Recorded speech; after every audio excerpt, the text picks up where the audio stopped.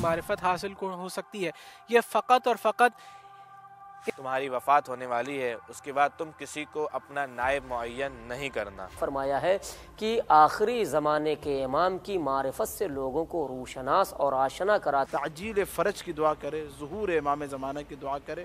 تو میں نے عرض کیا کہ امام زمانہ پر ایمان لانا ہمارے شیعہ اثنا عشری مذہب کے ضروریات مذہب میں سے ہے۔ اصحاب امام وہ ہوں گے کہ جو ایمان بالغیب رکھا ہے انہوں نے، یعنی کہ امام ابھی حاضر نہیں۔ انشاءاللہ جب وقت کے امام کا ظہور ہوگا تو انشاءاللہ ہم ان کے لشکر میں شامل ہوں گے۔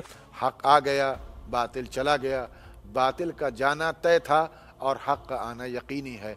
ہم اس نور کے یعنی اس قائم سے امام حسین کے خون کا قصاص لیں گے ان ظالموں سے۔